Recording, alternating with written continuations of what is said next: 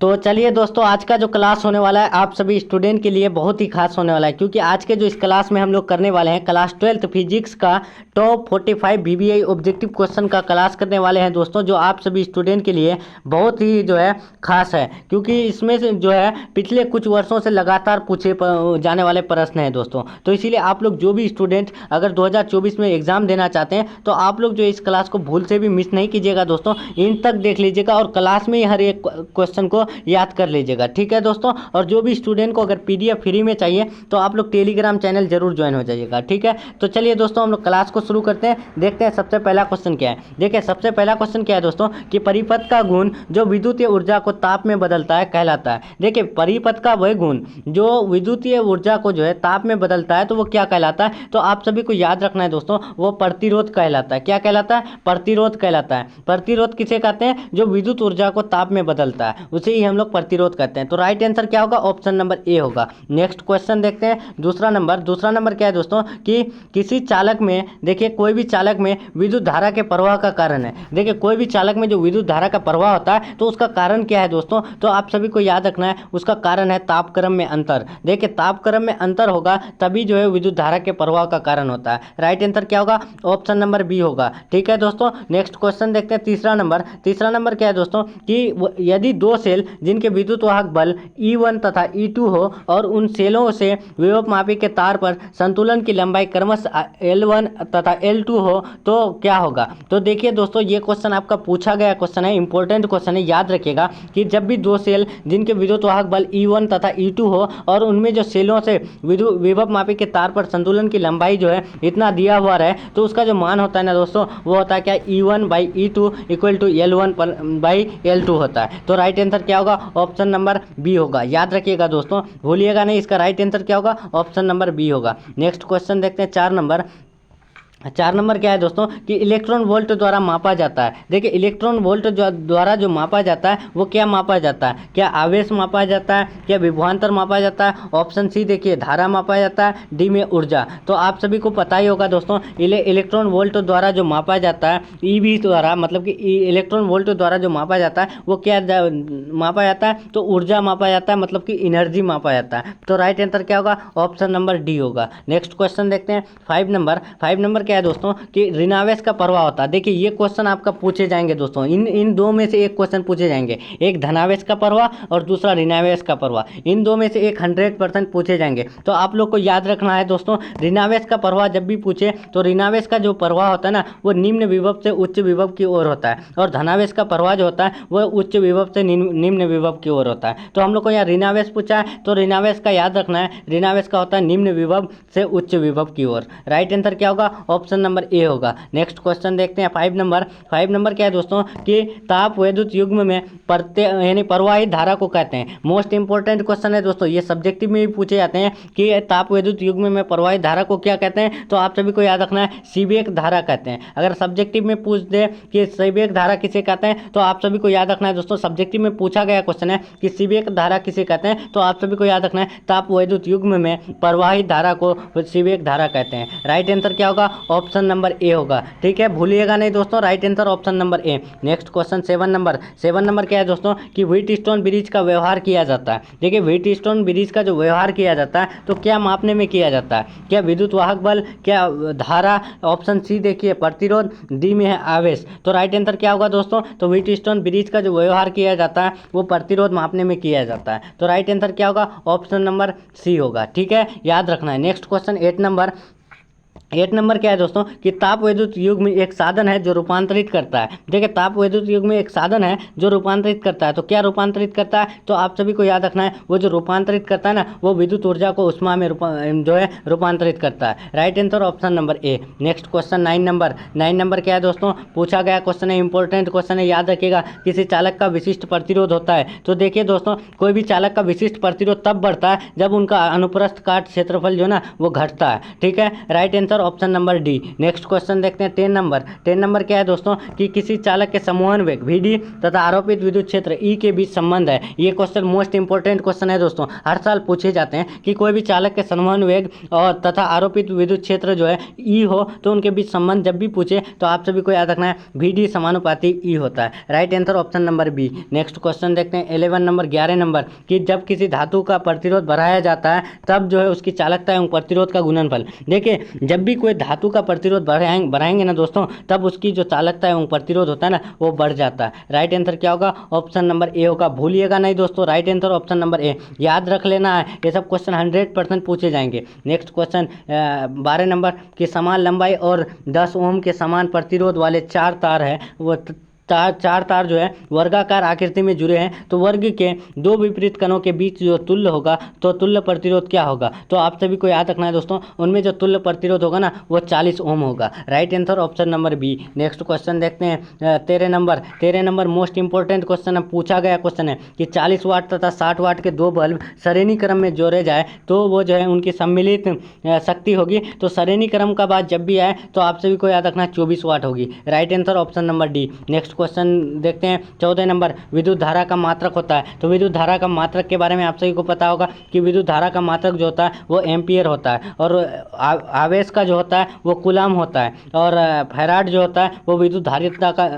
का होता है और आपका वोल्ट जो होता है विद्युत विभव का होता है। लेकिन विद्युत धारा पूछा है तो एम्पियर होगा। राइट आंसर ऑप्शन नंबर ए। नेक्स्ट क्वेश्चन 15 नंबर देखिए दोस्तों कि एक तार में एक म्यू एम्पियर धारा प्रवाहित होती है तो यदि इलेक्ट्रॉन पर आवेश इतना है तो प्रति सेकंड तार से जो है प्रवाहित इलेक्ट्रॉन की संख्या, तो प्रति सेकंड प्रवाहित इलेक्ट्रॉन की संख्या जो होगी ना दोस्तों तो आप सभी को याद रखना है 0.625 × 10⁻13 होगी। राइट आंसर क्या होगा? ऑप्शन नंबर ए होगा, याद रखिएगा, भूलिएगा नहीं। नेक्स्ट क्वेश्चन देखते हैं 16 नंबर क्या है दोस्तों कि एक विद्युत परिपथ में विभवांतर मापा जाता है। देखिए एक विद्युत परिपथ में जो विभवांतर मापा जाता है तो वो किस रूप में? तो आप सभी को याद रखना है दोस्तों, एक विद्युत परिपथ में जो विभवांतर मापा जाता है तो वोल्ट में मापा जाता है। Right answer option number B. Next question 17 number Wheatstone सेतु से तुलना करता है। तो इससे पहले बताया कि व्हीटस्टोन सेतु से प्रतिरोधों का तुलना करता है। Right answer option number A. हर एक क्वेश्चन याद कर लीजिएगा दोस्तों। नेक्स्ट क्वेश्चन 18 नंबर मोबिलिटी का एसआई मात्रक होगा। ये क्वेश्चन 100% 2024 में पूछे जाएंगे।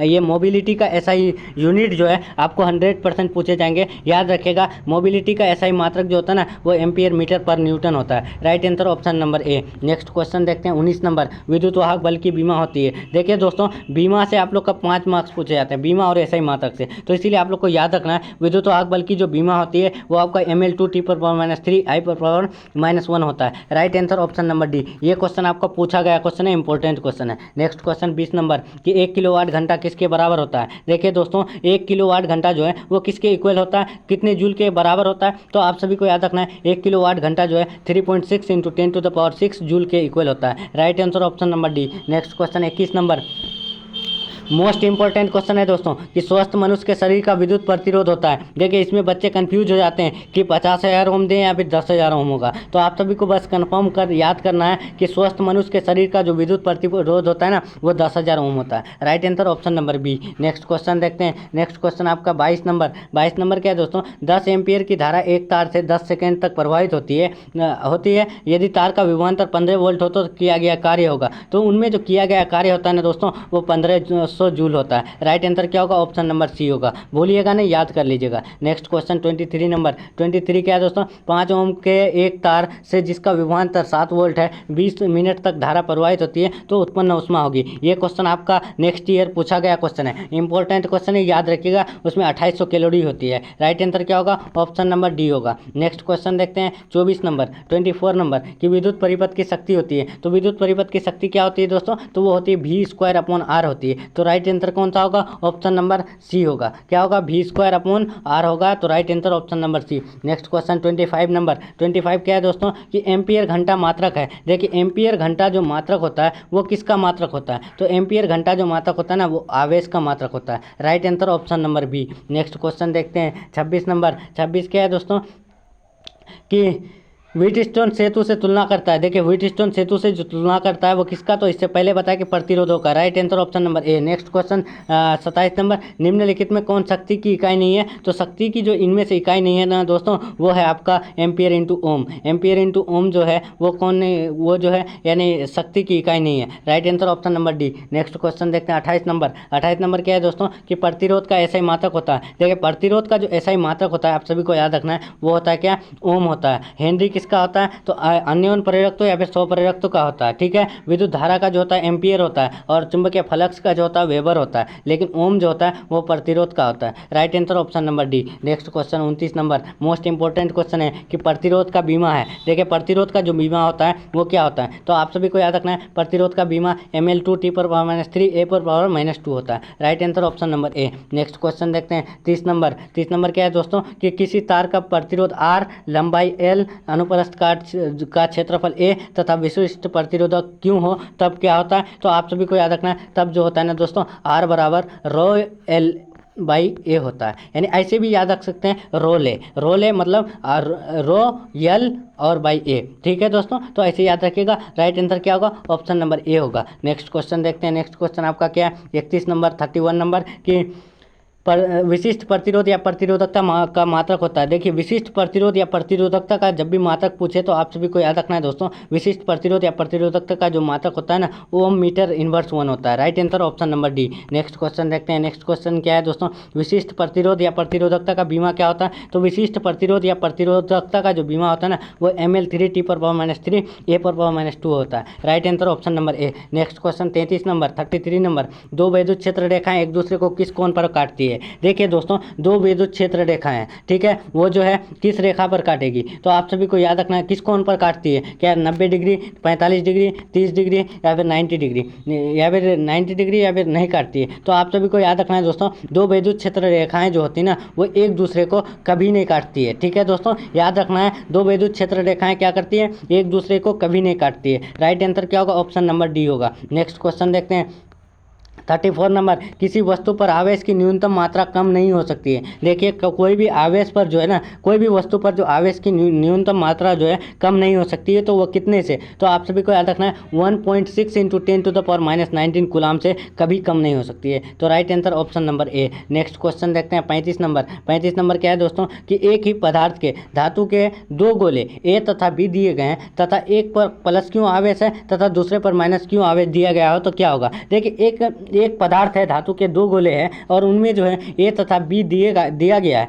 ठीक है, और उस पर एक आवेश है क्या, प्लस क्यों, और दूसरा है माइनस क्यों, यानी पॉजिटिव चार्ज है यानी नेगेटिव चार्ज है। तो उस पर क्या होगा दोस्तों, तो उस पर जो होगा ना वो बी का द्रव्यमान जो है वो बढ़ जाएगा। राइट आंसर क्या होगा, ऑप्शन नंबर बी होगा। नेक्स्ट क्वेश्चन देखते हैं। नेक्स्ट क्वेश्चन 36 नंबर कि इलेक्ट्रॉन का विशिष्ट आवेश होता है। तो इलेक्ट्रॉन का विशिष्ट आवेश नेक्स्ट क्लास में आप सभी को बताए थे कि इलेक्ट्रॉन का विशिष्ट आवेश जो होता है वो होता है कितना, 1.8 × 10⁻11 कूलाम पर केजी होता है। राइट आंसर ऑप्शन नंबर ए। नेक्स्ट क्वेश्चन देखते हैं 37 नंबर। 37 क्या है दोस्तों, डी वाई मात्रक है। देखिए मोस्ट इंपॉर्टेंट क्वेश्चन है, भूलिएगा नहीं दोस्तों कि डी वाई जो मात्रक है वो किसका मात्रक है, तो आप सभी को याद रखना है डी वाई जो मात्रक है ना वो विद्युत द्विध्रुव आघूर्ण का है। ठीक है, right answer option number C. अगर कभी भी पूछ दे कि विद्युत द्विध्रुव आघूर्ण का ऐसा ही मात्रक क्या होता है, तो डी वाई होता है। ठीक है, right answer option number C. Next question देखते हैं। Next question 38 number. 38 नंबर क्या है दोस्तों कि एक आवेशित चालक की सतह के किसी बिंदु पर विद्युत क्षेत्र की तीव्रता होती है। देखिए ये क्वेश्चन आपका नेक्स्ट क्लास में कराएं कि कोई भी आवेशित चालक की सतह के किसी बिंदु पर जो विद्युत क्षेत्र की तीव्रता होती है ना